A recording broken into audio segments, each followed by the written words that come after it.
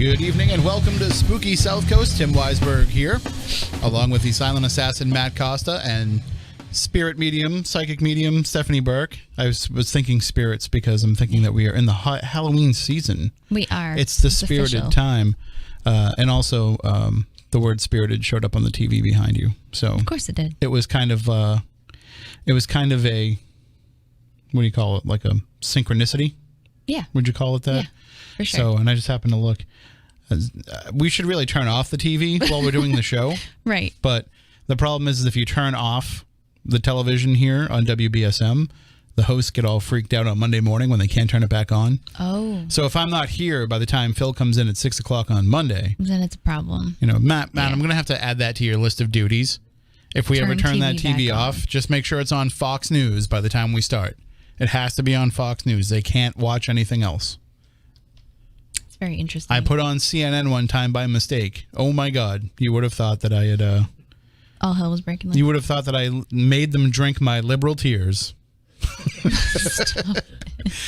But we are here to talk about the paranormal, not about Fox News. No. But it's just very distracting when that show is on because like it's a talk show about politics, but they have a pro wrestler who is the co-host and like I just look at him. Probably just turn it so you can't see it. I just look at him and all I can think of is like that's the guy that used to come out and dance like in the ring. I don't remember. Anyway.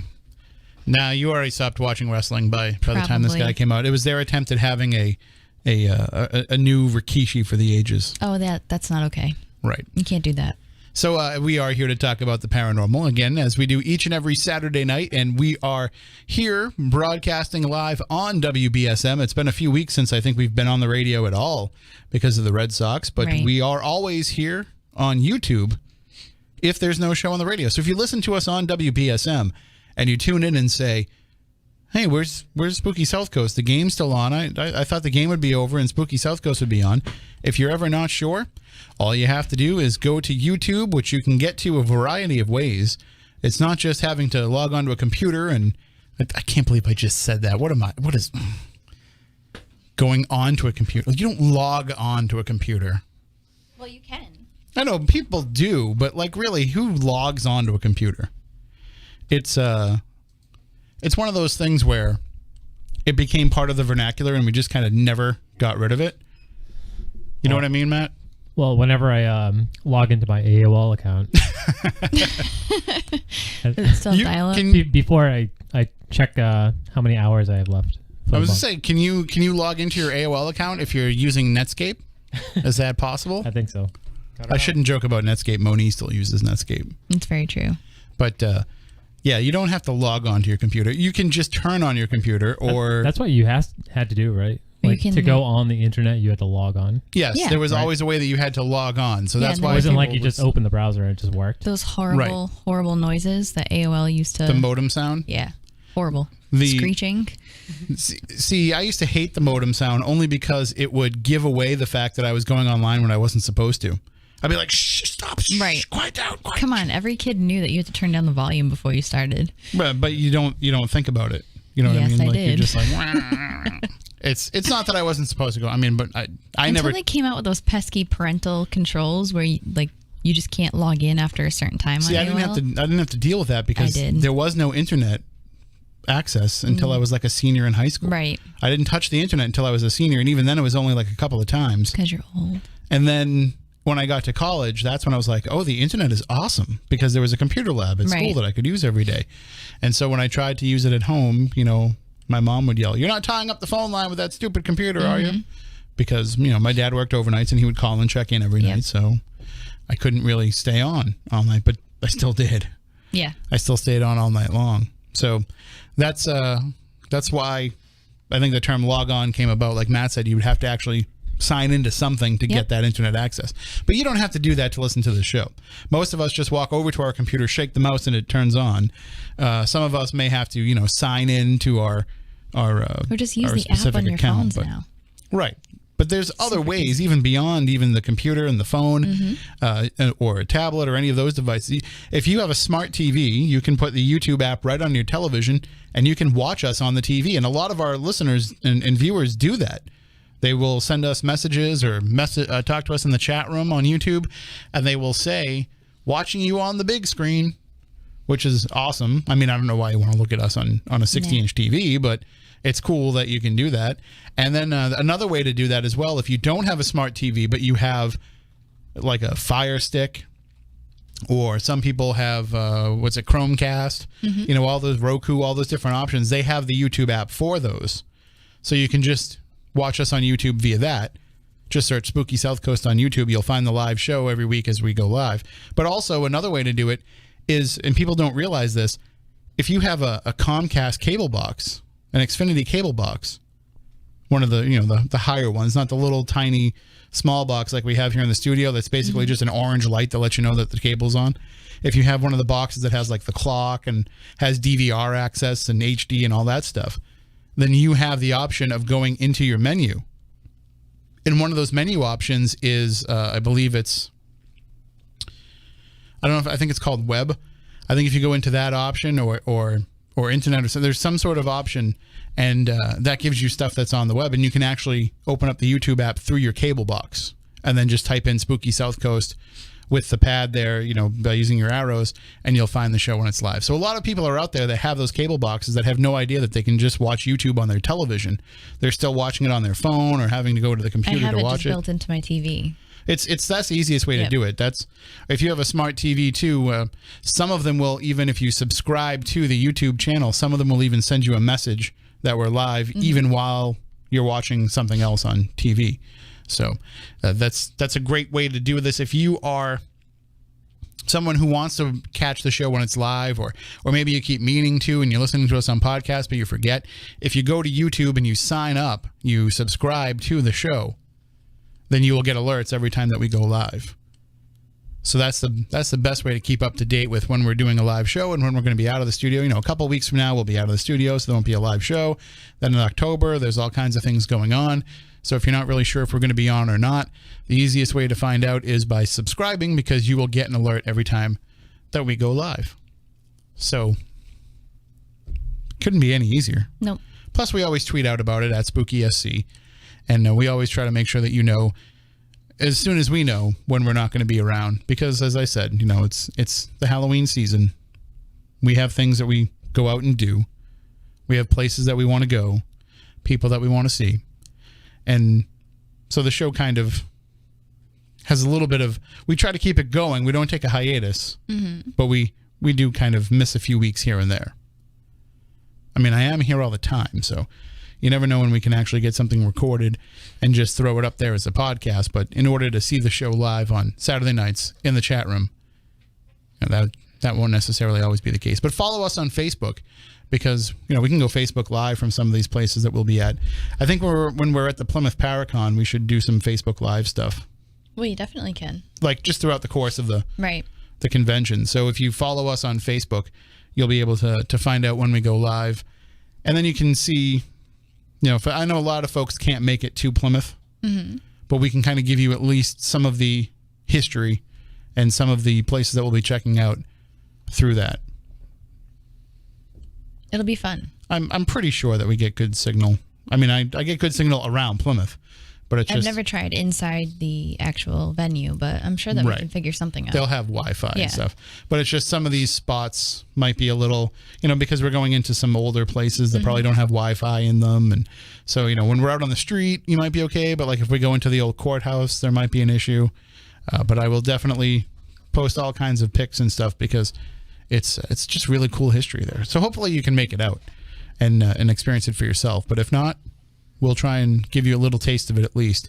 Also, speaking of places that we're going to go, so I got an email from the folks who are putting together the Wicked Waters cruise, and they said that there's some big announcements that'll be coming next week. Yes. When it comes to exactly what's going on. And by the way, I've been meaning to message this to you so that because they're asking me like, how much time do you need to speak and how many, what do you speak? I don't know. We haven't talked about that. But I am open to whatever you think is best. Whatever you want to do. I think I should. Totally up to you. I think I should at least talk once on the way there and once on the way back. So let's do it. Just so we can keep people interested. Right. But that's keep them. Yeah, we can give them something to do as we're at sea. I know nobody wants to hear me talk once we get to Bermuda. Then they're like, "Shut up." We're here to go experience Bermuda, not listen to you.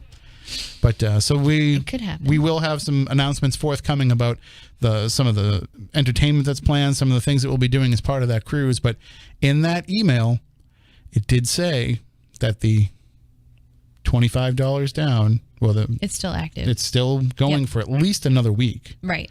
So you don't want to sleep on this. No. Because if you're not familiar with the Wicked Waters Cruise, just go to wickedwaterscruise.com. It's myself and Stephanie and Porter. We're all going to be cruising through the Bermuda Triangle to Bermuda, from Boston to Bermuda next May. 7-day cruise. It's going to be amazing. It's on the Norwegian Gem. Yes. Which Wendy sent me some pictures, but she didn't tell me if it was definitely the Gem or not. But there were water slides. I don't know if there's water slides on the Gem. I don't know, but she sent me these photos, and let's look it up. Yeah. I mean, if there's water slides, I will not be taking part. If there's water slides and there's, the unlimited drink package, which I'll be partaking in, I don't know if I should go near those water slides. I cannot ride a water slide even when I'm sober. Listen, you have an issue with water slides, right? Swans. What else? I feel like there's another good third one. That's pretty much my... Those are my two bugaboos. All right. So, but it's not often you get to quote Step Brothers on Spooky Southcoast. Right. But, yeah, so maybe the water slides I should stay away from, but that doesn't mean that you have to if they're there. I don't see any water slides. I thought I saw one on... She might have sent you pictures of, another ship that they were looking at. They were always on ships. Right. But I thought, when I looked up the Gem, I thought some of the photos of the pool deck had a water slide. I could be wrong. Doesn't matter, because there's still going to be so much stuff going on. That's the least of your worries. But it's certainly worth coming out and taking part in this, because it's going to be the adventure of a lifetime. And it'll be a good vacation for you. Even if you are not super into paranormal stuff, you just get to hang out with some really cool people for the entire week. So wickedwaterscruise.com to check that out. And of course, we have some Spooky Southcoast events coming up, and Stephanie has some events coming up. You can just go on SpookySouthcoast.com and on Stephanie's website, which is... You can go to stephburke.com, and it'll lead you to my Facebook page, and then you go to events, and it's finally up there, so you can't pick on me. Okay, because I don't want to give the other website address by accident and have people... Is that site still around? I don't think so. You can use that computer to look if you want to. Here, go to a potential porn site. Yeah, and on this laptop, on the Town Square Media Wi-Fi. All right, I'm going to look right now. I'm scared. We're going to just start hearing that. We're going to start hearing like moans and groans coming from the computer over there. I'm terrified. It says it's not secure. It's even worse. It wasn't a porn site. It was a erotic fiction. Oh, is that what it was? Yeah, it was like transgender erotic fiction. Oh, I thought it was a porn site. It was one-eyed. Basically. I mean, you might go to it now. Nothing's popping up. Yeah, it might say like this domain is available, and then you better just snap it up. The last time it was available, I looked, and it was like $2,000. Well, that's because the domain. Yeah, that's because the I was going to say the dude is still holding on to it, but I don't know if you refer to him as a dude, but that person was still holding on to it. But it was clearly a dude using my name, so horrifying. Well, all right. Well, we are going to be talking about the paranormal. I know we're kind of goofing around a little bit. I want to say thank you to everybody that tuned in over the last couple of nights to Midnight in the Desert, as I was sitting in for Dave Schrader, who was at a paranormal event in Lake Tahoe. But I had a great time on Thursday night talking with... It was ladies' night on Thursday night, which is weird to say because I was hosting. But we had Elizabeth Saint on for 2 hours talking about her work with...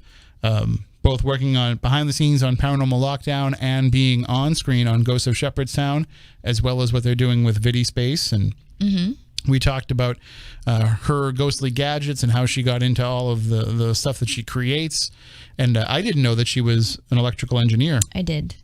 So it was a very fascinating discussion. And then in the last hour of that show, we talked with Patty Negri, who we're going to have on Spooky Southcoast, because I was very cognizant of the fact that it was Midnight in the Desert. It's a certain tone to that show. Yep. They're on some affiliates across the country, and it's the Art Bell legacy. So there's only so far that you can push with that audience. But Patty Negri does a lot of research into spectrophilia. So we could have a whole another whole show. I hate when people say whole nother. That's not a real word.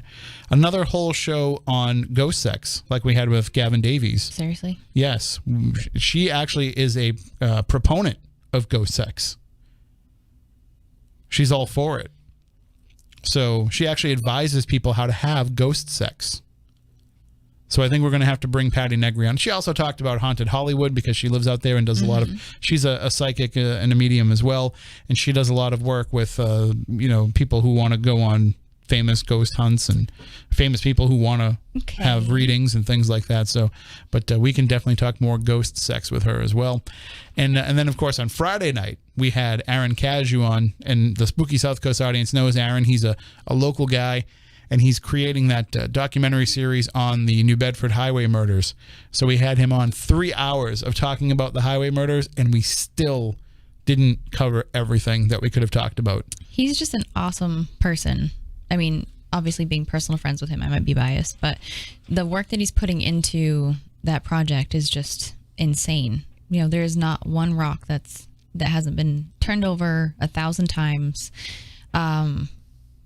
Obviously, we know more than most people do. But what I found most interesting about the way that we laid that show out, because when we had him on here, a few weeks ago, when we had him on, we also had Maureen Boyle on. So we were kind of going back and forth between Maureen and Aaron, and it almost felt like it was kind of disjointed to some degree because we were kind of going all over the place with their different research.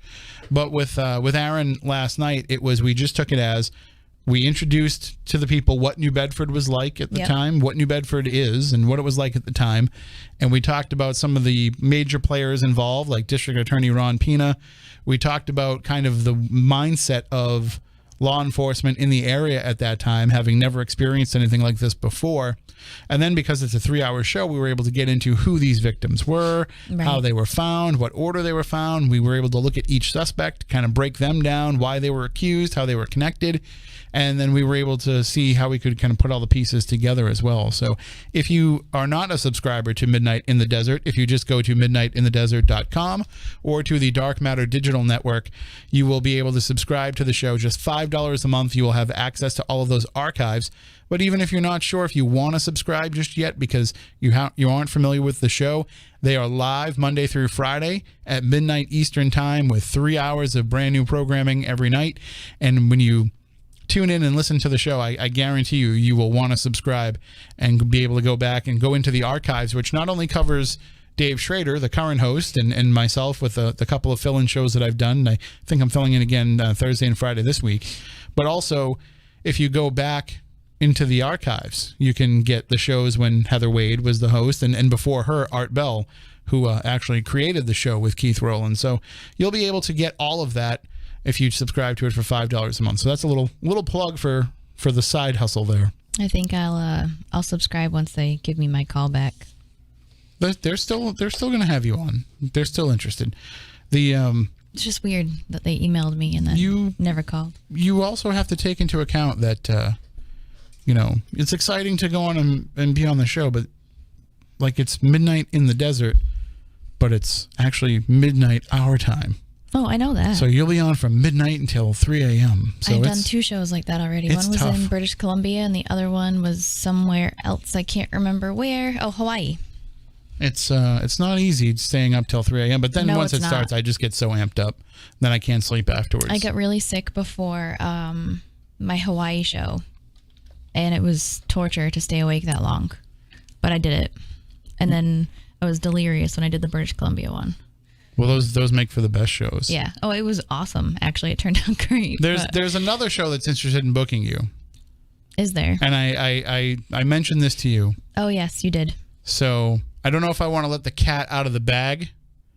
Bart L, producer, you're in the chat room there. I don't know if you want me to mention that potential booking. Oh, I got the thumbs up. They want you to be on the Bartcast. Okay. So if you go to lgab.com, every Saturday they have the Bartcast, which is where they break down, really get into some of the heavy stuff with some of the folks involved in paranormal radio. I was on an episode. They had Dave's wife Winnie was on last week, and today they had our friend Dave Scott from Spaced Out Radio, which is another great show if you're not listening to. British Columbia. You had trouble staying up for Dave Scott's show? I'm going to tell Dave you said that. No, I was having trouble staying up, period, because I'm lame. Dave is fantastic. He did an awesome job with that show. And he did a great job on the Bartcast today. So you can check that out if you go to ellgab.com, ELLGAB.com. And you should be there anyway, because there's a whole thread there about Spooky Southcoast where you can talk about the show. And you can see me. I kind of let my hair down in there. Well, what hair I have left after I buzzed my head. But I let my hair down in there, and things get a little wild. And I'm just going to tell you that if you do the Bartcast, just keep some time available for after it. So they're going to tell you, like, we want you to be on from this time to this time, but you really want to do the after show. What's the after show? Because that's where the fun is. So they run a Discord chat while they're doing the show. And after that, everybody that wants to just jumps into that Discord room, and with the sound, with the sound chat on, and everybody really lets loose. And some of the topics that came up today were pretty scandalous. Let's just say we found out one member of LGAB has a serious clown fetish. That's horrifying. I hate clowns. And I meant to come in here because a couple of people, how they have the red nose day. There's a couple of clown noses kicking around. I was just going to wear one just for this person. Nope. So the question in the chat room is LGAB the same as Belgab? Belgab is no more. LGAB is the phoenix that rose from the ashes of Belgab. When Belgab went down a short time ago, then Bart L stepped in and created the world of LGAB so that all of the Belgabbers would have a place to go and congregate and be able to praise him. That's what it's all about, really, is about praising Bart. And so then all this conversation was continued on there. So it's a great place if you want to talk about paranormal stuff and talk about paranormal radio stuff, or really just anything with some like-minded people. But, it's if they want me on, reach out. We'll make it happen. They will. Well, you should join LGAB. Right. You'd have a lot of fun in there. I'll have to look it up. Then you'll get all the inside jokes, which we try to keep. I don't know if I can ever keep up with all your inside jokes. We try to keep jokes. them off the show, but they work their way in with the chat room. Okay. Because of all the people that are in there. When one of the things that I want to discuss tonight is what are some of the topics, because we're coming up. This is the Halloween season, as I said. We're going a million different directions. We have people that want to come on the show. We'll get the Bridgewater Triangle show in at some point. I realized earlier this week that this is actually the week that I had pegged for that. Oh. And I didn't think. And you forgot. Yeah, because I forgot to announce it a month ago that we were going to do it. So this is the week that I had left open for that, because it was, not too, as it turns out, it's probably better that we didn't. It's cold out today. Yeah, I'm cold. It's not it's not exactly the best weather. It was wet today. Yeah. But we do have to still work that in, and we will. But there's a lot of things that we can kind of fill in through the Halloween season with. But then we hit that point in January when the holidays are over, where we celebrate our anniversary, coming up on 14 years on the air, and then we say where are we going to take the show this year? What's going to be the direction of this show? So I really want to hear from people about what kind of topics they want to hear us cover on Spooky Southcoast in 2019. And then we can start booking some of those guests, because, this is the time of year where you do have to start reaching out for people that you want to have on at that time. So there have been some folks that have reached out, and I will get back in touch with you, and we'll figure some stuff out. But we'll also take some suggestions from people as well. You can call in and share them with us. You can tell us in the chat room, although we'll probably, forget it if you write it in the chat room. You can also send us emails, spookycrew@spookysouthcoast.com. And you can also tweet us at SpookySC. You can message me on Facebook or tweet me directly at Tim Weisberg, because we say it all the time, but it really is true. We feel like this show is for you, the listener, that we're just here to press the buttons and make the phone calls and set everything up. But we're here just to bring you the topics that you want to learn about. And in some cases, we also want to talk about the things that we're interested in that we think that you will be interested in. But we've never gone into these episodes being like, this is what I want to talk about, and hopefully the rest of you like it too. Like, we're always cognizant of the fact that it's the audience that makes the show, and we want to hear and we want to discuss about the things that you are interested in. Right. Now, there are some things that people have suggested that we're just probably never going to do. There's some stuff that we could do. Says the guy that just talked about having a ghost sex show. Well, a ghost sex show, it can impact a lot of people's lives. There's some educational value in a ghost sex show. I just don't know how I feel about this yet. There's also the possibility that some of these topics that people will suggest will just be a little bit too fringy. Okay. And I don't feel like anything is really off the table for us. But, if somebody wanted to talk about the ghosts of Maple Street in Springfield, Illinois, like, unless it's really compelling, that might not be something that would, really appease the larger audience. And then the other thing I don't want to get is a whole bunch of requests from people who are paranormal investigators that want to come on, because I feel like it's time for a little PSA, a little reminder.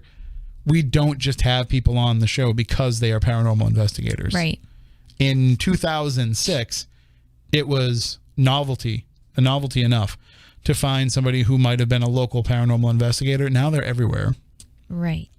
And now we are connected with so many of them that it becomes, first of all, it's looked at as a game of playing favorites, because you had one person on, not another person. Right. And so there's no way to really appease everybody else. And there's more shows.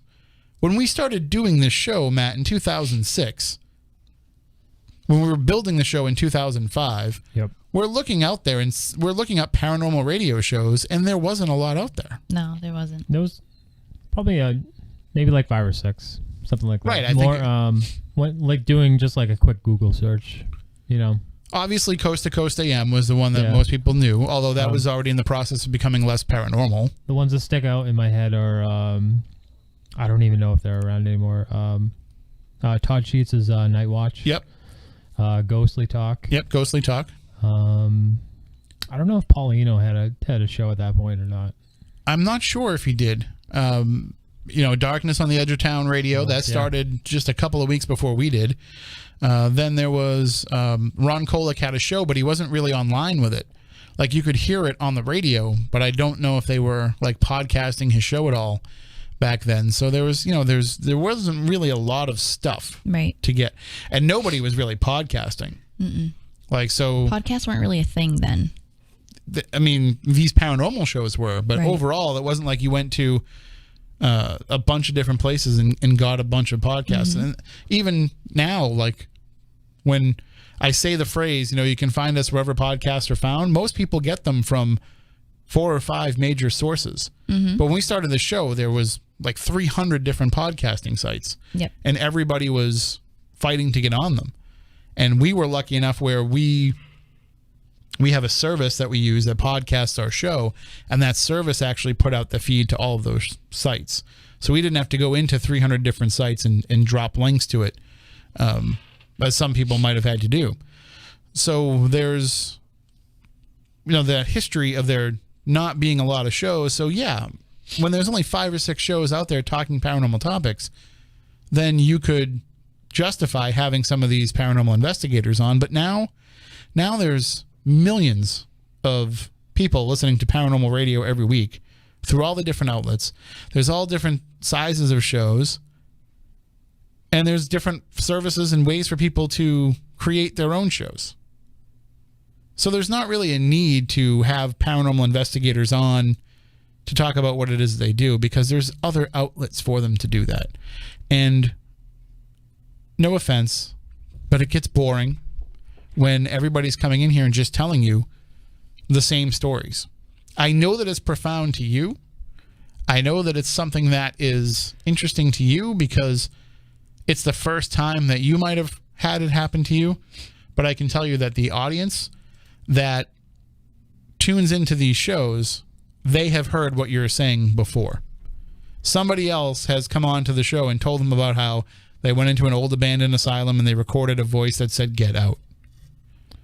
So it's not to belittle your experience, but it's not compelling enough for a savvy audience anymore. Right? I think part of it is it's not exactly relatable.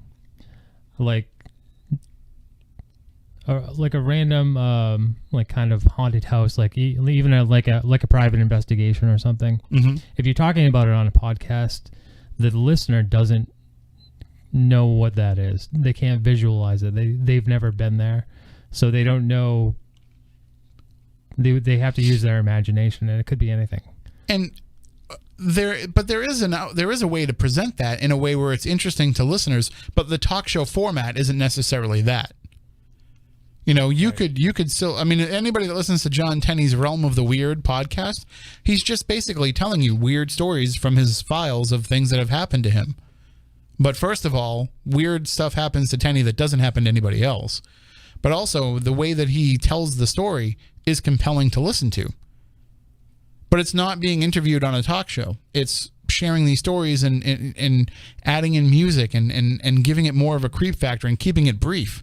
You know, it's a 15-minute episode. So there is a way to make all that work. I just think that we're at the point now where if we were Coast to Coast AM or just any overnight talk show, and we only talked about paranormal topics once in a while, and the audience was coming in and out of our show, and it wasn't a dedicated following of people who listen to the show every week and download the show every week and visit the chat room every week while the show is live. And, you know, if we were just kind of something that was on the air, then you could have these paranormal investigators come on and share these stories. But our audience is smarter than that. They've been with us on this ride for all these years, and they've stuck with us. And so for them, it would become monotonous to hear these same stories. So we're cognizant of that. We try to keep that in mind when we're booking people. Now, that doesn't mean that we won't have a paranormal investigator as a guest if there is a compelling reason to talk to them or a compelling topic that they fit into. So if there's a particular case that is fascinating and it goes beyond just the run-of-the-mill investigation activity, or if there's a topic where they might have an area of expertise or an area of experience, then yeah, we'll bring paranormal investigators on. But it's just, we've gone past the point of having, you know, hometown paranormal group on this week. And so tell us about some of the investigations that you've been on. Like, I've literally had people come up to me in all different states, mad at me, like legitimately mad at me that, you know, why doesn't Tim and, allow this? Or why don't you guys have us on? It's not that type of radio show. We don't have just everyday paranormal investigators on. But the thing that I tell them all the time is we don't endorse anyone. And that's for safety reasons too, because we don't know you. We don't know how many times has it come out in the past decade that people that are paranormal investigating might not have the cleanest background or just really terrible people. I don't want to send that person into somebody's home, or I don't want somebody that needs help desperately to listen to our radio show and then call that person and then find out that something goes wrong and blame us for it. Well, I also, too, I never want anybody in the audience to think that just having somebody on the show is an endorsement of that person. Because everybody has their own story to tell. Mm-hmm. And this show is about allowing them to tell those stories. It doesn't mean that we believe that everything that what they're saying is true, and it doesn't mean that we endorse everything that it is they do. We're presenting them to you, the audience, so that you can make up your own mind. So it's entirely possible that we could have somebody on that comes on to share our story and then gets exposed as a fraud. Correct. I don't feel like that devalues them being on our program if it turns out later on that they're a fraud. No, I'm talking about the darker side of Well, I mean, I'm just using things. But I'm just using this as an example because we've had that happen. We've had people who have said, for example, there was that whole thing with the Bigfoot in the freezer. Mm-hmm. And so we had the people on talking about that. That turns out to be a hoax. Well, it's not our job to we're not there to tear them down. We're there to let them tell their story. We can question them. Mm-hmm. But really, ultimately, it's up to you to make up your mind if you want to believe something. And so that's the best part of that's what Art Bell did with stuff. He presented the story and let you decide for yourself. You could tell if he was skeptical about it. He would not hold back if he didn't believe what somebody was telling him. But in the end, he knew that it was up to the audience to decide for themselves. So in that way, like we would never say that something's an endorsement. We might endorse people. We might say, they get our, Spooky Southcoast seal of approval. But that's on an individual basis. That's not just because they were on the show. Like, for example, if somebody said, I have this opportunity to go see John Tenney speak, mm-hmm. I would say, well, you absolutely should go do that. I 100% endorse you going to see that. But if we had some, just random psychic on and somebody called up and said, hey, I really am thinking about booking a reading with a psychic. And because you had this person on your show, I think I'm going to book a reading with them. If it goes bad, don't blame us. Right. Because we're not recommending that you hire them just because you have them on the show. We just have them on the show and we tell you how you can mm-hmm. connect with them if you want to. So that's where I think people don't realize that. Like when you're plugging a guest because that's why they're here. They're here because they have something to promote. And it's your job as the host and as the people involved in the show to plug those things for them. It doesn't mean that you believe in them. I've plugged tons of books on this show right. that I thought were terrible books. But you might read it and not think that it's a terrible book. You might read it and say, this is the best book that I've ever read. And I've had that happen. There's been books that I felt were terrible and people have mm-hmm. written to me and said, I got this book because I heard this person on your show and I love the book. Okay. Yep. But I didn't think it was that great. And if you asked me for a list of book recommendations, I wouldn't have put it on there. But I gave this guest the chance to tell their story, and I gave you the information about how you can get the book for yourself, and then it's up to you to decide. Mm-hmm. And that's the problem is that it just becomes... It's a fine line to walk. We're very lucky that a lot of our guests understand the process. Right. But there are people who just want to come in and promote. Correct. And it's a judgment call whether or not you want to allow them to keep doing that. For example, when we had Chris Quarantino on, Christopher Lutz. Yes. From the Amityville Horror. The kid, he grew up in that, well, he lived in that house. He didn't grow up in the house. They only lived there for a month.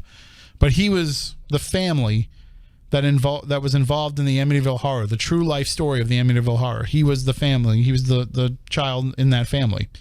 And when he came on the show, he was going to share with us the real story of the Amityville Horror. Mm-hmm. But what he actually did is he kept promoting the fact that he was going to have some sort of way for you to pay to hear the real story. Mm-hmm.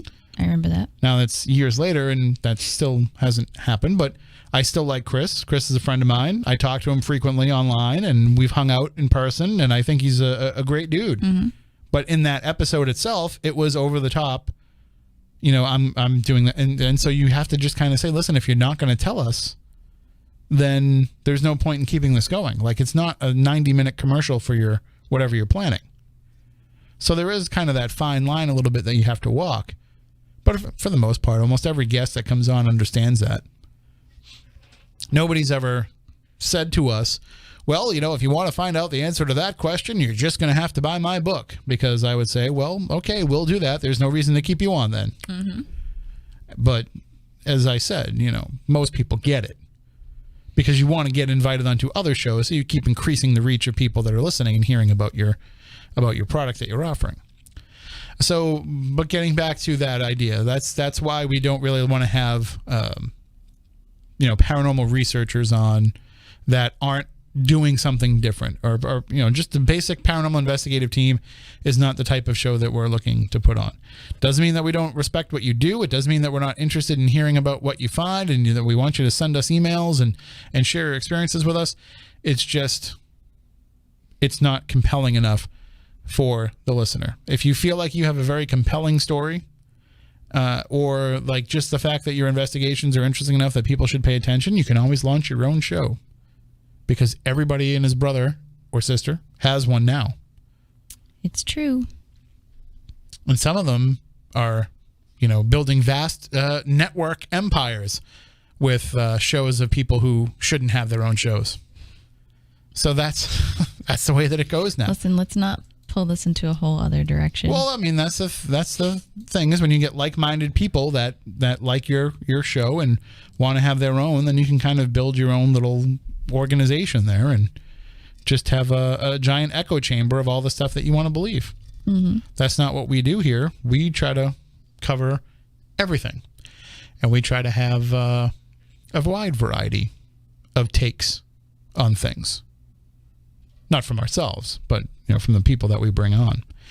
And if you go back into some of our archives, I got the question was asked to me today, Matt, in the after show of the Bartcast. Yep. The subject came up of the Backyard Podcast. So I got the infamous Backyard Yes. Podcast. And I got asked about if we're going to do another one. So we really do. Right. We really do have to do another one. We've been saying this since I started on the show. But you don't Sure. drink. Like 6 years So ago. I don't know if it'll be as interesting if you're going to be there but not be as drunk as the rest of us. Is it going to be live, or do you think we should record it? Listen, it's different now. Because what if we The world is different. I what think if we it do needs it to be in live. What if we do it in the Bridgewater Triangle, and then we'll just go camping? Like make that our Bridgewater Triangle show Yeah. for this year? I refuse to camp. Just saying. Well, Really? you don't have to sleep there. You can leave Okay, after we're good. done with the show. I'll drink, but I'm not getting drunk. Somebody has to No, run the show. you can't do the Backyard Podcast without getting completely drunk. Yes, I can. But it's just not the same. Nobody wants to hear what I have to say when I'm drunk. You can just call in for a few minutes if you're not going to be completely drunk. Well, fine. You Kick can- me you- out then. You can like Monize it from somewhere. Like, I'm just calling in to check in. Jerk. No, it's going to be full out hammered. I can't even tell you the last time That's I was full where out the bar has hammered. been set. That's I don't know. Where we how drunk? I think I'm just romanticizing the past. I think you are too, because I don't think you were hammered. No, I it don't- wasn't that bad. Yeah, we weren't full out drunk. I'm just romanticizing the past and just giving you a hard time. But the idea was certainly to kind of let ourselves loose a little bit. Mm-hmm. And we're not the same people on the radio that we were in 2006. No. When we were scared to death every time we came in here that it would be the last time anybody came in and let us do it. Do you remember when you used to just stand up the entire show? I did. I used to stand right there. Mm-hmm. And I almost thought about standing up tonight because my back was hurting. But yeah, we used to stand up through the entire show, and I had my laptop in front of me. You did. And the very first shows that we started trying to do live video streaming, and we're talking like what, Matt, like 2007, 2008? Yeah. Yep. And we were doing them on like stick cam and manny cam and I remember Manny many Cam. cam. Medicam. It's Medicam. It's many cam, but we called it manny cam. But we're trying to do these live shows, and we did Ustream for a while, and we're trying to do these. In the early days, the only camera that we had was the webcam at the top of my laptop. I remember that. So it would just be like an upshot of me standing Yes. in front of the laptop Yep. as we're doing the show. But you were really the only one that talked anyways, because the silent assassin was super silent in those days, and Moniz has not said a word in 13 years. So. Right. So it was definitely interesting. And if you go back and you look in some of our YouTube archives, you can see some of the early attempts at video streaming. But I think we have a pretty good video product now. I think Matt does a fantastic job with it, and certainly makes it something that is must see. Technology has caught up with our vision. That's what it was. So I mean, There you go. I like that. Yeah. I like that. That was quick thinking. well, I mean, think about it. Like, how long were we talking about this? How long ago were we talking about this is what I think would be the best way to do this? And you would say, I don't know if that's possible. I don't know. I'm kind of a naysayer sometimes. Right. Well, So- but this is how I always describe you to people, like especially when we're trying to say, I just always assume the worst is going to happen, and it usually does. well, but Especially when it comes to the studio. so when I'm trying to pitch, At least in the early days. I'm trying to pitch you as somebody that can contribute to something.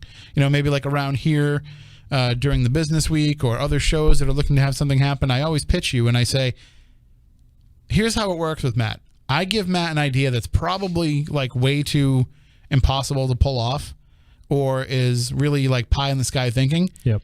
And you find a way to make it happen. Like, there's been very few things that I've ever said to you over the course of the show, this is what I think we should do, and that you've had to come back and say, nope, I looked into it, can't be done. Right. I think we've gone with all your ideas. Can we just say that a lot of the things that we've done But- could not be done without Matt? Well, that's the thing, is like, the way that Matt just put that, it sounds like I'm the one that had all the ideas and he Nope. just does it. No, he's the one that's coming to us and innovating Yes. with all kinds of It things. always has been. So it really works because, like, first of all, like, your brain is always thinking of ways to make this better and always paying attention to things that can make this better, which, by the way, remind me later about the new Facebook thing. Okay. I'll tell you about that. But Remind me to talk to you guys about something that I want to do either on a regular basis or for the holiday season. I like it. I don't even know what it is, but I'm for it. Everybody is going to forget about this entire conversation once we're done. Right? Right. No, we'll remember. This is important stuff. Okay. But Well, we're coming up on a break, so we might be able to talk about it sooner rather than later. that's what I love about what we've done here over the years, is that we've built this based on ideas. Right. Like, we're not under any edicts from anybody to do anything a certain way. The only thing that we have to do is we have to make sure that we, play the spots that we have to play if we're on the radio. We have to make sure that we hit the legal ID, and we have to make sure that we don't swear on the air. Right. Other than that, this show has been, what we've built it into. So I think now that we've built it into a point where if we're going to do the Backyard Podcast, people are going to expect more. It can't just be, us sitting around some microphones in the backyard drinking. Like, they're going to want the video. They're going to want to interact with us. They're going to want to be able to call in and harass us or harass us in the chat room. So we're going to have to give this some thought. And maybe it doesn't have to be outdoors either. Right. It'd be a lot better if it wasn't, because then we could actually have like hardwired Ethernet. Like Let's do a Christmas special, like Christmas pajamas. like on Let's a all get porch matching or a gazebo. Any, Who do we know with a gazebo? can somebody build us a gazebo? This is weird. That's what the Spooky South Coast fans want to see. They want They want live from the gazebo. more a gazebo is shows. still outdoors and wide open. This Some helps no gazebos one. are Well, some with gazebos are screens. fancy. Do they have No. gazebos with screens? You can. That's called a screen house. No, there's some. You can have screens on a gazebo No, if you want to. not really. And not the same. Some gazebos have electricity in them. This is so weird. This is getting weird. Some I gazebos are liked my heated. matching PJs thing better. Yeah. We can 'cause wear they can have- pajamas in a gazebo. They can have cats on them. We could Totally just. I was Somewhere gonna say we could have a, Spookcat's ears just paranormal perked up. slumber party, but Yes. I mean, didn't Chip Coffee do that? That's actually his show on VidiSpace. Yeah, but we can make it different. Paranormal Pajama That's Party. not where I was going with We it. can make it totally different. Matt and I will wear lingerie. All right, we are coming up on the end of the first hour. I swear when we come back on the second hour, we'll talk some more paranormal topics. You can call in as well at 508-996-0500, 877-996-1420 if you would like to call in and share with us. You can also jump into the chat room on Spooky TV at SpookySouthcoast.com. And if you need to get a hold of us through email, spookycrew at SpookySouthcoast.com, or you can tweet us at SpookySC or use the hashtag SpookyLive.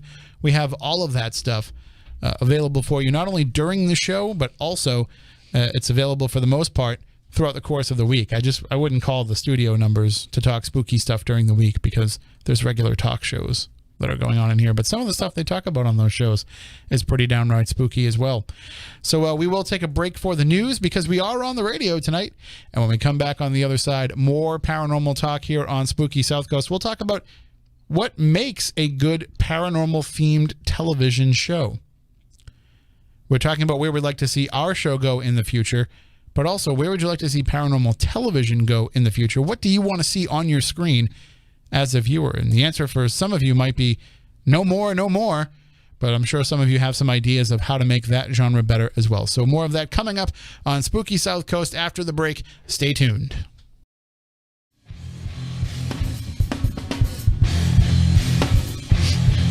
Welcome back. Hour number 2 of Spooky South Coast. Tim Weisberg here, along with the silent assassin Matt Costa and psychic medium Stephanie Burke. And we are talking about the paranormal and while we're talking about the paranormal, I just want to let everybody know about Parabox. If you're not part of Parabox, if you're not a subscriber, what are you waiting for? Just go to paraboxmonthly.com. You can sign up and get brand new t-shirt every month, automatically delivered to your door. You can choose as long as you want to get it delivered for, and you get these nice, soft, comfortable t-shirts that actually have paranormal puzzles built into them that you have to figure out.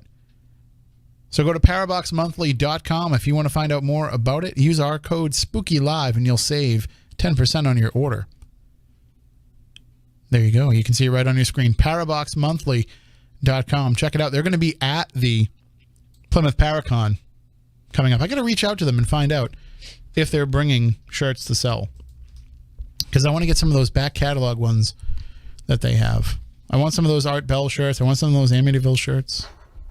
You probably have to put in a special request. I will. I'm sure if they have them, you might be able to make it happen. I'm also, probably one of the more popular sizes in the paranormal world, where they're like, no, we're out of those. But Matt, I will kind of, I know that we were just kind of talking about this off the air, and it's not something that you're necessarily ready to institute just yet. But let's bring this to the audience, because this is I really love this idea. As many of you know, when we do this show, we don't get paid. We are not here as employees of the radio station. We are not here. We're not selling the advertising that's on the show. We're just here because we like to talk about the paranormal, and they let us come in and do it. Right. And so, with the and with all the things that we do with the podcasting, with our website, all that stuff, we pay for all of that out of our own pockets, which is why we run events, which is why we accept donations on our website. If you want to donate something, you can always, donate to us through PayPal. And we will also, every once in a while, we'll have like little fun drives where we will ask people to donate. We say, hey, we need to do this. But generally, we don't like to ask our audience for money. YouTube is a pretty decent way of raising some funds. We're not what's his name, PewDiePie? Right.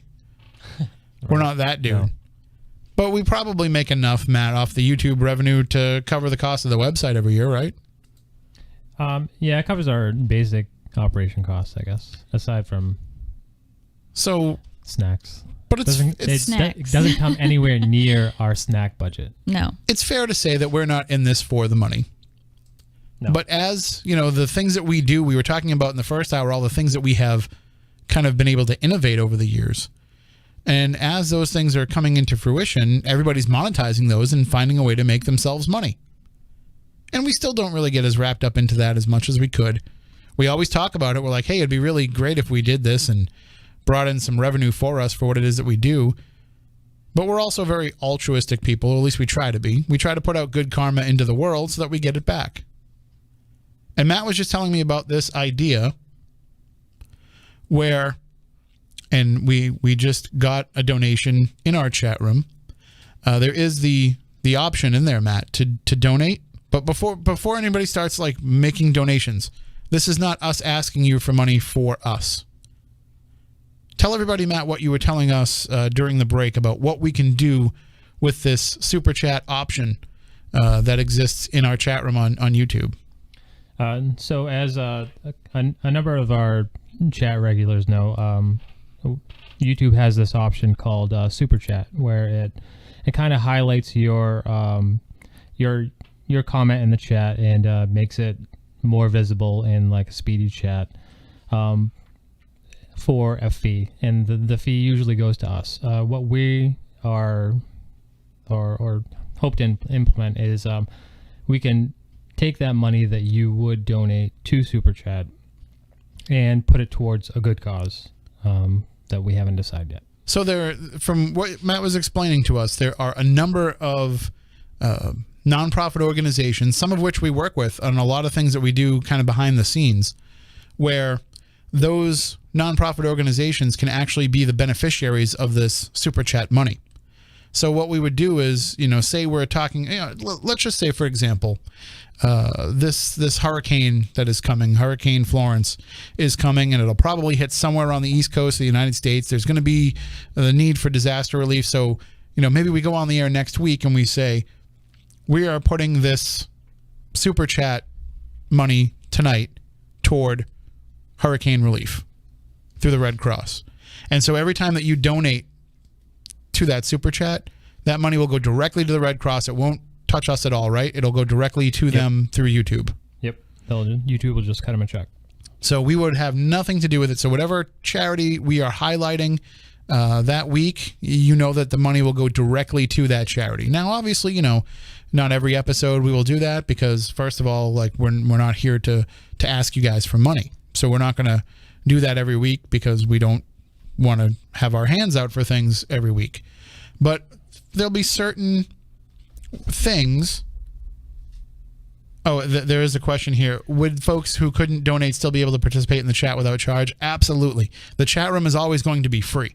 This is just something that people can do to kind of up it. And you said, Matt, they get like speedier access, and we get, as we're watching it, we get whatever shows up in your super chat is highlighted in like a green box. Right. It'll be highlighted at the top of the chat, so we'll be able to give you a shout out and thank you for it. Yes, but no, we would never take away the option for people to be able to chat for free and to be part of the show and be interactive with the show. This will just be something that will be a little bit, just another way to help out with some of these organizations. So I'm just thinking, when we're talking about a specific topic, we might put it into that organization for the night. So Matt brought up a great point. When we're doing the Bridgewater Triangle show for this year, the Bridgewater Historical Society is one of the possible beneficiaries of this. So maybe just for that night, anybody that super chats, that money will go to the Bridgewater Historical Society. And then they're going to get a check and they're going to say, where did this check come from? Well, it came from YouTube. How did it come from YouTube? From the Spooky Southcoast audience. That's awesome. So, in a way, it'll be part of that putting good karma out into the world for us and for our audience. But also it will show them that the Spooky Southcoast audience cares about these causes.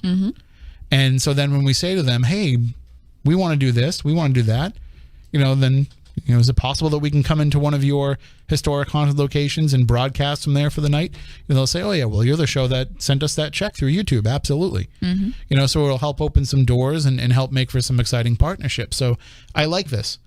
I like this because it's another way for us to give back. And again, our hands aren't even in it, so it's going directly to them.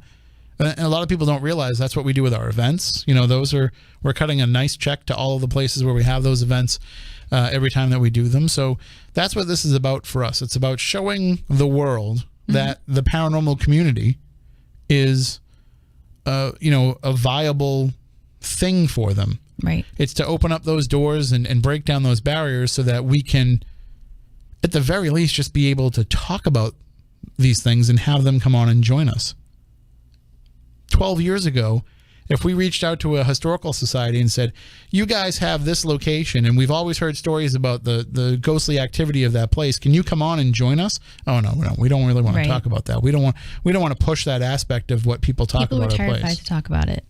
But it's different now. It was such a taboo thing. Yep. And listen, it's a horrible thing to have to say, but money is what changes a lot of minds. It's very true. Because there are places that we go to that would have never thought to let people come in and look for ghosts.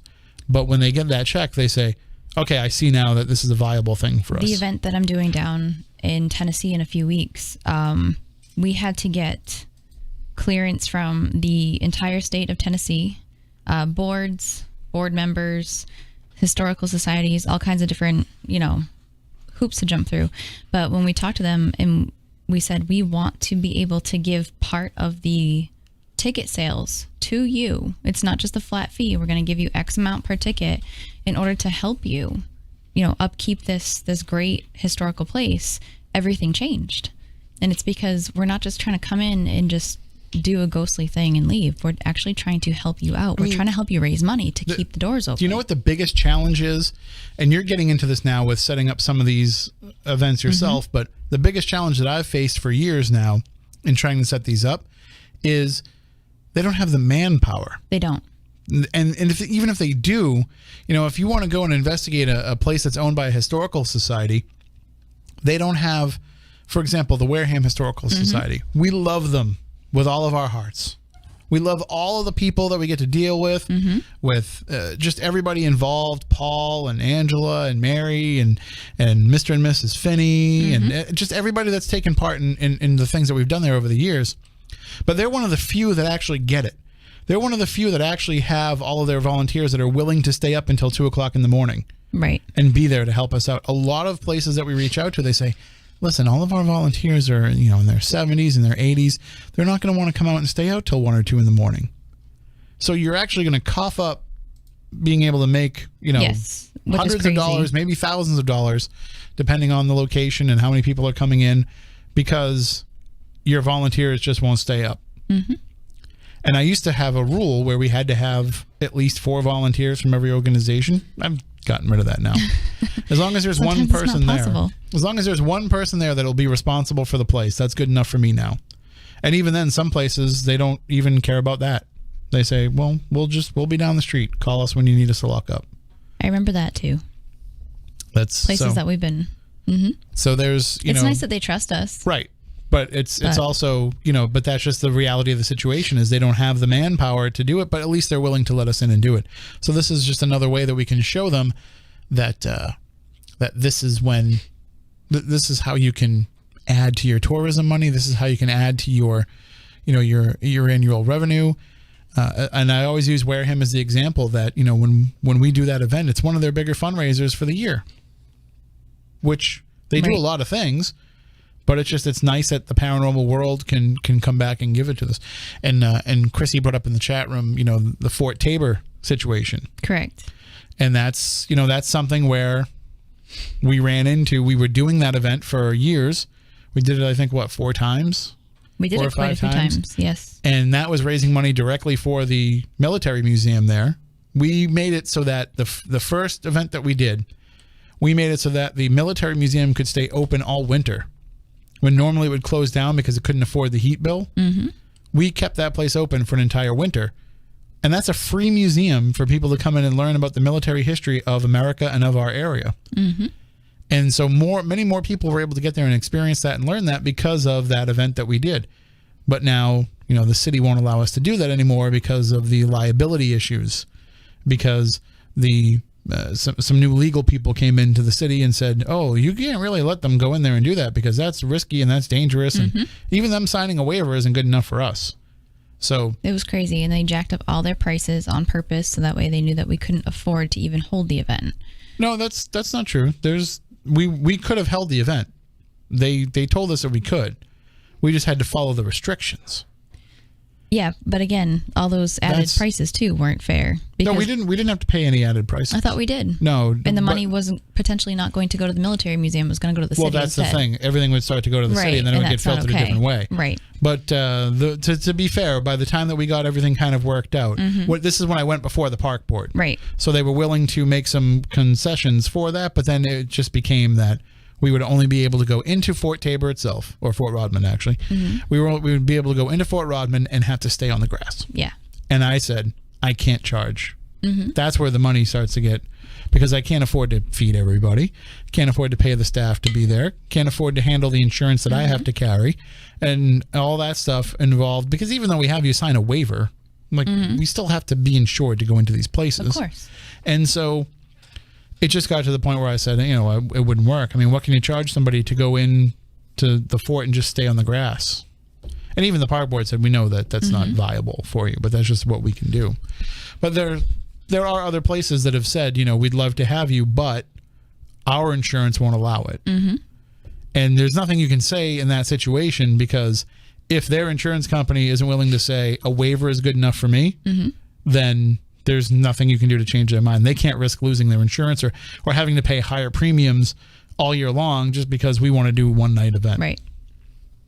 But some places will say, our insurance company said that you can do it, but we will not be insured for that night. So you have to carry it yourself. And that's the most expensive part of a lot of these things, because depending on the place, depending on what they require you to carry, like in some cases, you're carrying a $2 million liability policy. Right.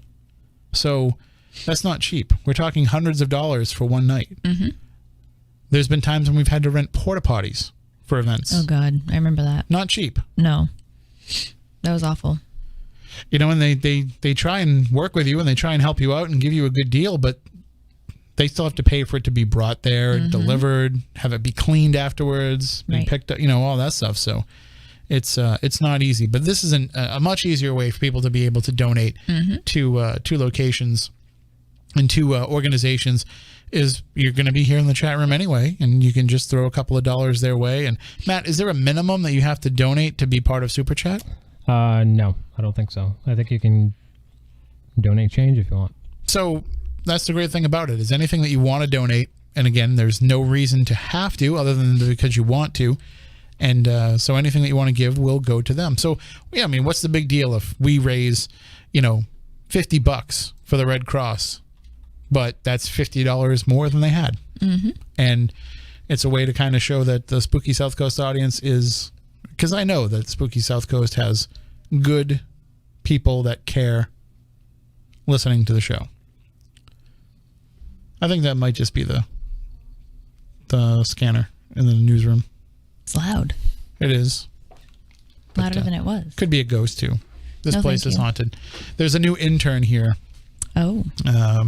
Working over at Fun 107, and I was training her for some of the digital stuff, and I just happened to let slip that the place is haunted, and I haven't seen her since. Really? Yeah.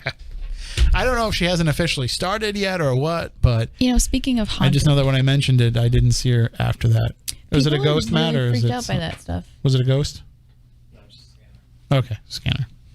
Everybody I talk to, when it comes to haunted places or, you know, things of that sort, people get really freaked out to the point where they don't want to walk into places because, God forbid, it's haunted. Everywhere is haunted. Yeah. Anywhere you go, there's ghosts. Doesn't matter. I Just think because it looks spooky doesn't mean it's haunted. I think that, though, when you say to them that you're in a place where there's more of a history of things happening, like, that freaks them out. Yeah, but not here. Like, my aunt lived in a house that was haunted and Yeah. always said, I don't care that the ghost is here. I just don't want to know that he's here. Right. And then she even had to adapt that, where she said, okay, I don't care if you want to turn on the faucets at night or you know, rattle my bed when I'm sleeping. I just don't want to see you. And I think that it kind of obeyed that. I mean, I saw the shadows, but Like, I think maybe. that's the show that we really have to do. One of these days, I just have to suck it up, drive to that house, and knock on the door. We've been talking about this probably for almost 10 years. At least leave a letter on the door or something. Because I keep trying to do it sneaky. You know, I keep going online and I try to see who owns the property now. And then I look and I see if they're on Facebook. I was going to say, that's an easy way to do it. At one It's point, creepy, but it's easy. it is a little creepy. At one point, though, I thought that I had nailed it. And I sent a message to the people and they never replied. They'll probably went to their other folder. I sent a friend request. They did not accept. And we had mutual friends. So I don't know if, you know, it's worth a shot. Just mail a letter. Here's the way that I see it. There's no way that they're not experiencing activity living in that house. With all the stuff that goes on, not only in that house, but that entire street, there's no way nothing's going on. So they're probably waiting for somebody to come and help them. Like, they probably don't know how to find somebody to come and help them. With all the TV shows that are out there now. This is just what I'm telling myself in my head. Okay. So this could be this would be a really good episode of Kindred Spirits. Okay. If they're having anything close to what my family was having when they lived there. So I'm going to have to just leave the letter. Well, Christina just said maybe that mutual friend could have helped you. No, it's just like people that we know. Like, not everybody that's on my Facebook is an actual friend that I would care to reach out and say, hey, can you help me with this? Okay. This was more just like people that are in the same circles. If it was somebody that I felt was close enough that I would have said to them, hey, how do you know this person? But it wasn't really anybody that I would feel comfortable saying, can you do this favor for me? But we will have to reach, because that would just be that. First of all, that would be coming kind of full circle a bit for me. Right. But also, like, I would want to say to them, we're going to come and I want to bring my cousin and my aunt, and we're going to go and we're going to see what happens here and see what happens when they come back to this house. Because I in my gut's telling me that it would be insane. Okay. The other part of it too is, after 20, 25 years of thinking about it, like, would nothing happen, then would I be disappointed? At least I'd know. The tough part about haunted places with spirit activity is some living people's energies awaken the spirits in the house. Right. So bringing them back might could do have that. an impact. But I would be curious to see what they're experiencing and go in without them and then bring them in to see what the difference is. Right. I would have to definitely include that in my experiment. Yeah, I definitely want to go there first and just do an investigation of the house just to see if it's still as active as it was. Damn, we just got to do it. So write your letter. What are you waiting for? I don't know. I'm not afraid. It's not that. You want me to write it for you? No, Mail it it's going and invading somebody's personal life. To say, I've never been that kind of person that knocks on your door and says, it's different if you're a historical society or a business or something. I can say, hey, I heard this place is haunted. But it's different when it's somebody's house. Call Andy Lake. He knocks on doors, no problem. He does have a very good I heard Adam Berry knocks on doors too. So there's a question in the chat room about where this house is that we're talking about. It's actually in Halifax, Massachusetts. So it's in the Bridgewater Triangle. And it's the house where my aunt and uncle, they bought it in the 90s, in the early 90s. And it's where they lived with my two cousins, and I would go and stay with them in the summer for a couple of weeks here and there. And I guess I can just recap this story real fast. There was a lot of whispers about what was going on in that house, but nobody in the family would really talk about it. And there were times, I swear, when my grandmother would want to tell my mother, because when I was growing up, we always went to my grandmother's house every Sunday. And there was times when my grandmother would want to talk to my mother about it. They would send us kids out of the room. And I would kind of try to listen in a little bit and hear what I could hear because, I'm nosy. But every kid is. They would be talking about, like, stuff in the house. And I'm like, oh, see, I thought they were going to be talking about, like, people fighting or, having financial problems or something like that. But no, they were talking about, like, things that were happening in the house. So then my ears would perk up. And my mom was never really shy about talking about that she thought her house was haunted growing up. So fast forward to, the next time I'm staying at their house, and I notice that my cousin, before he goes to bed, he pushes his door to his closet shut. And I'm like, well, what's that all about? He's like, oh, I'm doing my exercises. And I'm like, what? Like, it doesn't make any sense. Well, come to find out, he would, every night before he went to bed, he would make sure that door was completely shut because it would fly open in the middle of the night. And the same thing was happening to his sister's closet across the hall. So, I start to hear some of this stuff, little bits and pieces of it. And while I'm sleeping there, he's sleeping up. He had a waterbed. And I don't like waterbeds. I've never liked waterbeds. They're really strange. He would always offer me his bed when I stayed over there. And he'd say, if you want to take the bed, I'll sleep on the floor. And I'd say, no, I'll sleep on the floor because I prefer like a hard, firm surface. 9 times out of 10, I prefer to sleep on the floor to a bed anyway. So I would sleep on the floor. Tub. Yep, tubs, couches, all that stuff. So I'm laying there on the floor, and I can hear chains rattling in the hallway.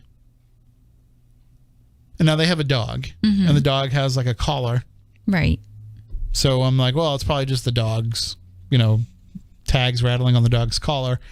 And then I look and the dog is laying in the room, like at my feet.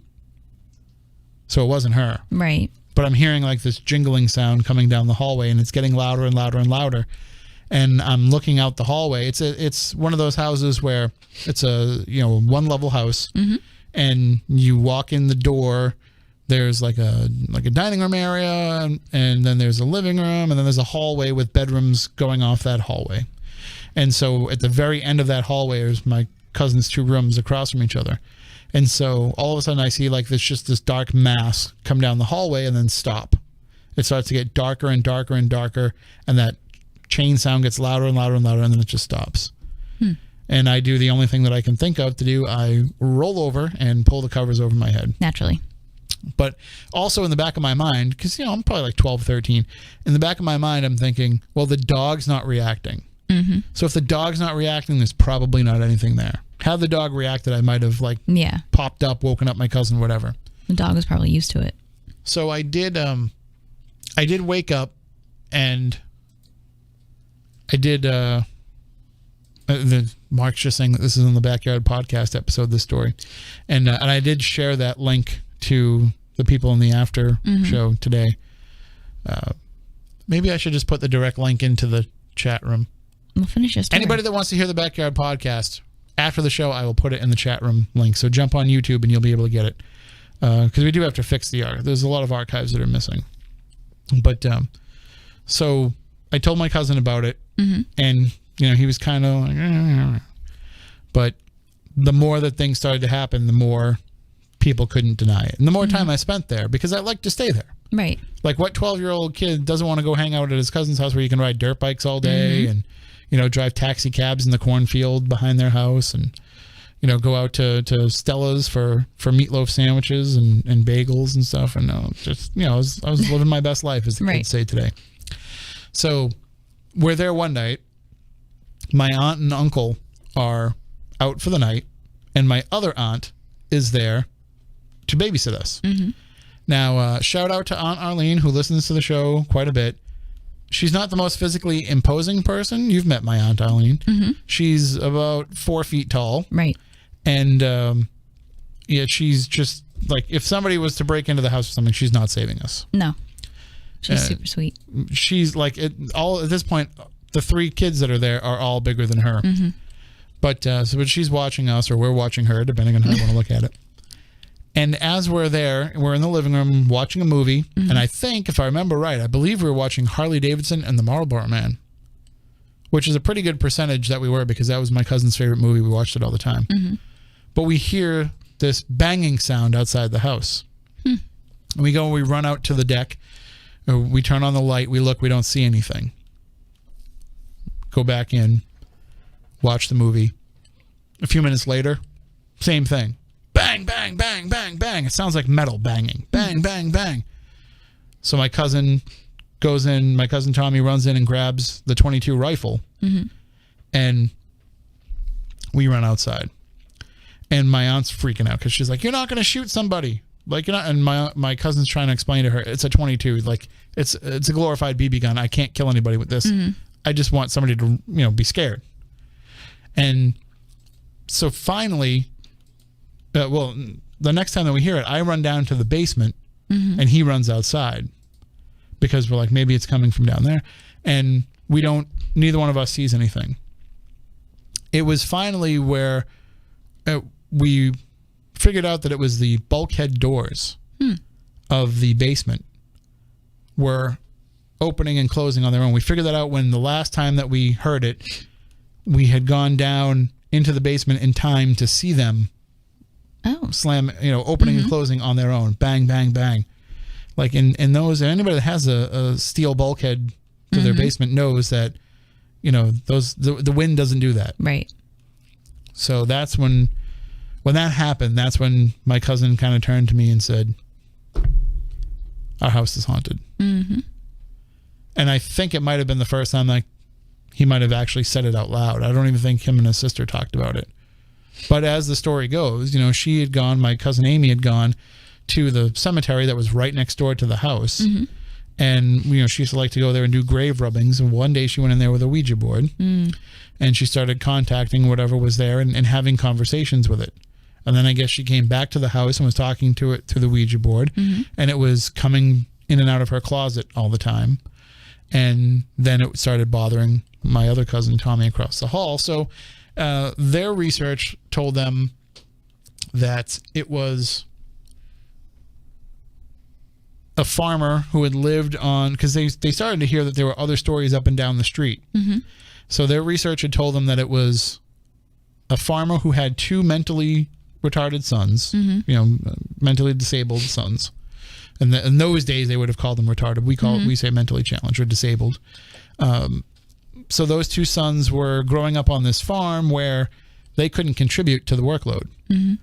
So they were just extra mouths to feed, and things were very tight. And so as they got older and, were more of a burden, one day the farmer took an axe and took care of those extra mouths to feed. So that was what they had learned through, I guess, some library research they had done. My aunt actually went and looked back through the records and found out that every family that had bought in that house, because the house itself was only built in the 1960s, but there had been a number of families that had lived in the house in those 30 years at that time, and every marriage had ended in divorce. And I don't think my aunt would mind me saying, but they were having problems too. And when they moved out of that house, those problems stopped. So it had an effect on them as people.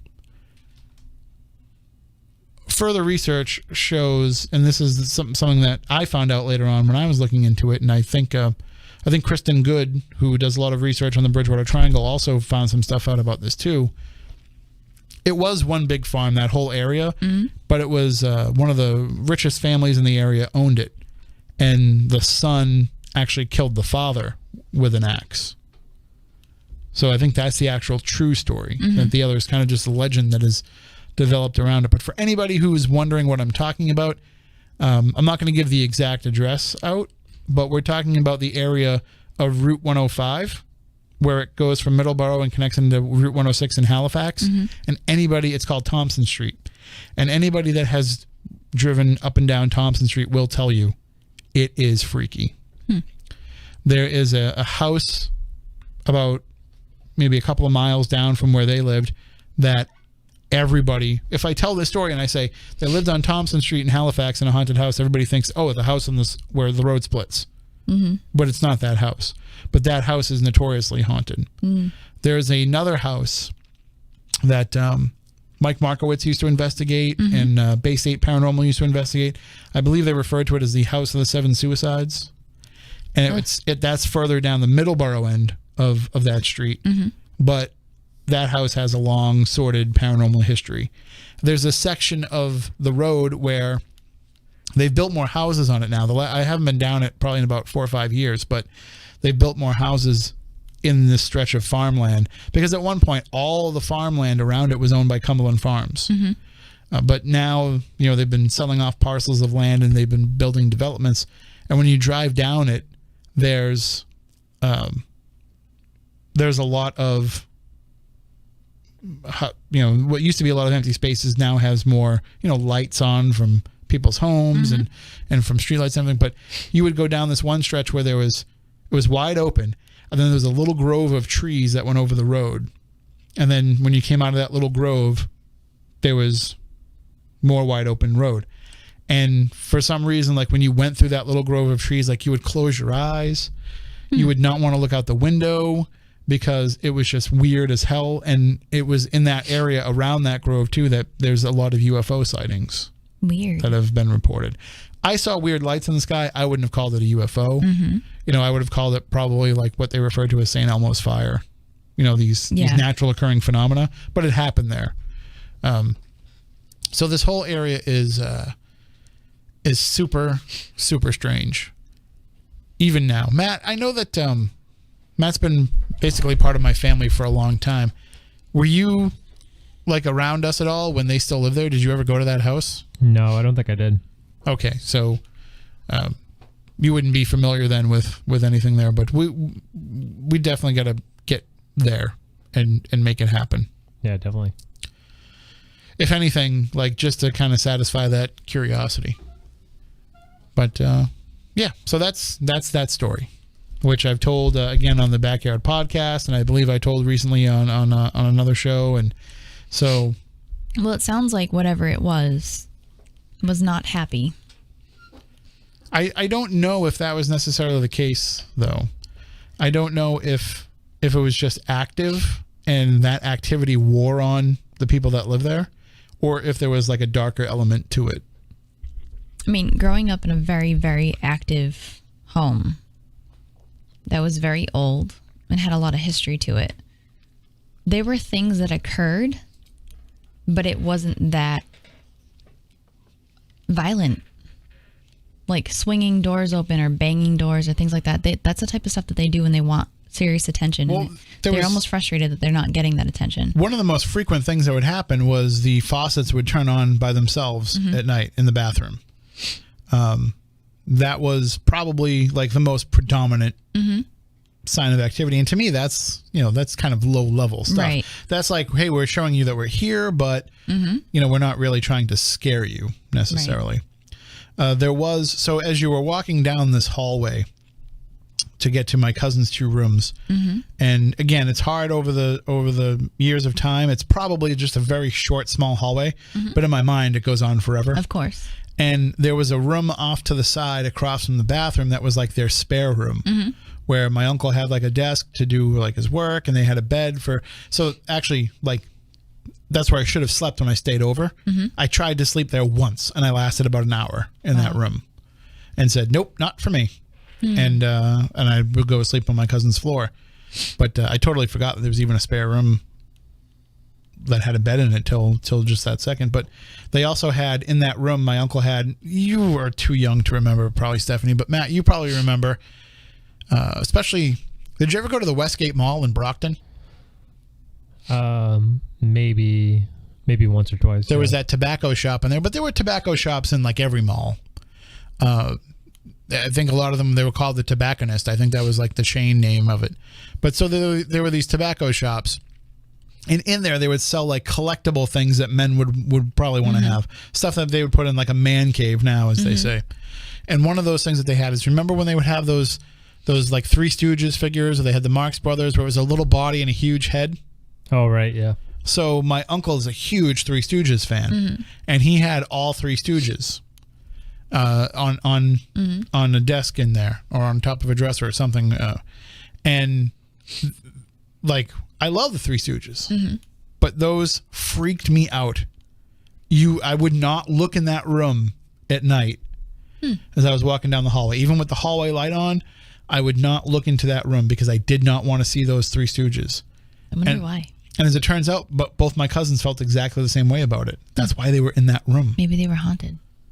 I don't think that they were. I think there was just being in that house. Like, I don't know if maybe we saw them move and just didn't want to admit it, or what have you. But they were kept in that room because nobody wanted to look at them. Like, nobody wanted to see them. But like, if you went into the store and saw them, you didn't think anything of it. Right. Like, I would love to say right now, I'd love to have a Groucho Marx one. But then if it came into my house, I might feel differently about it. I don't know. It's weird. Like, I've always wanted a Groucho Marx ventriloquist doll, but then I don't want a ventriloquist doll in my house. No. I have one. I keep it in my basement. Nope. So, that's just part of it. And it's just weird things like that. So we'll have to... Let's write that letter. Yeah, we'll have to see if we can make this happen. Just kind of gathering my thoughts a little bit after sharing that. When you go down that memory lane. Well, while you're saying things, I'm thinking about all the stuff that I did as a kid growing up in a haunted house. Like, as you're saying... But you're lucky to at least have the ability to... How does that make me lucky? Because at least you know if it's there or it isn't. So at least that question is answered for you. The question is answered. However, it's a smack in the face of reality of, hey, this thing is here. What do you do?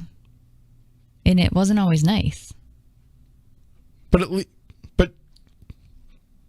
being able to know that it's there at least kind of gives you a plan of attack. Yes and no. When you're little, there's no plan of attack. There's a ghost that I used to see every single night when I was I'd go into my parents' room, and I would sit in their bed, and it was a ghost that used to walk out of the bathroom and toward the door to go out, and he would wave to me every single night and smile, and he was super nice. And then when I moved across the hall into my own room, those memories were probably from around the time I was about 18 months old. When I moved across the hall into my own room, that room was horrible. Like, I still will not sleep there. There were things that used to show up in that room that I did not like at all. When my brother slept in there, he said the same thing. It used to happen to him all the time. The entire house, just like different parts of the house had different spirits in them, no matter where you were. It's like, but they never crossed paths, which was really interesting. Some did, some had full reign of the house, some did not. But I remember when I slept in that room across the hall, there were so many nights, and I slept with the brightest nightlight in the world. I might as well have just slept with the lamp on. That's how bright my nightlight was. Where I would feel something and I would see something. And that feeling of if I just throw the covers over my head, it can't get me. And I could feel it through the covers, and I'd have to wait till the feeling went away when I knew it left in order to come back out. And I remember to the point where, when you're a kid and you're under the blankets for too long and you're just breathing hot air at that point and you want to come out so bad, but you're afraid to stick your face out.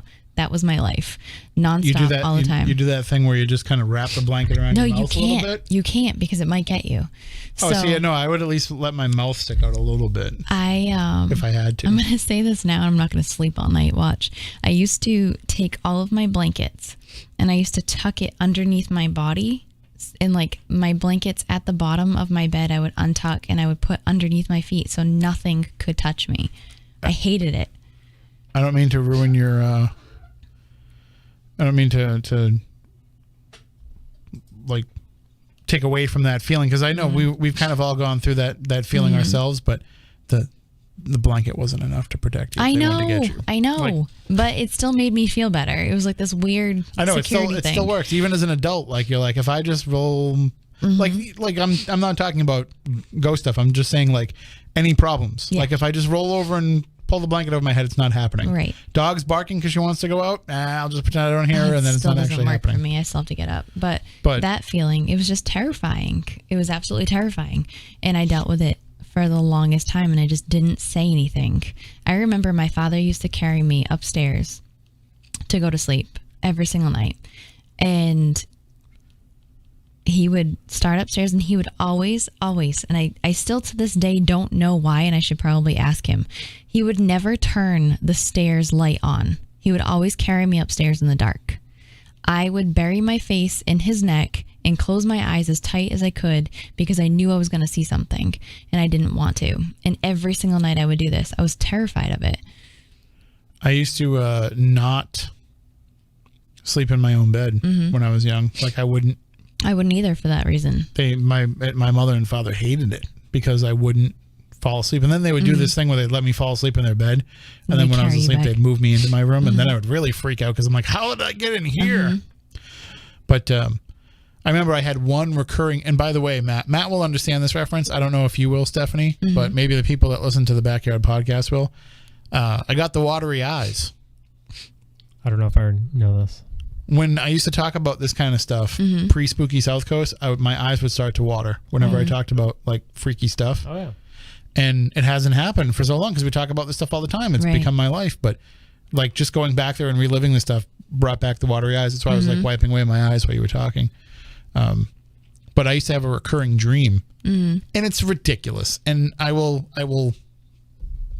put that out at the outset. But I was like 5 years old.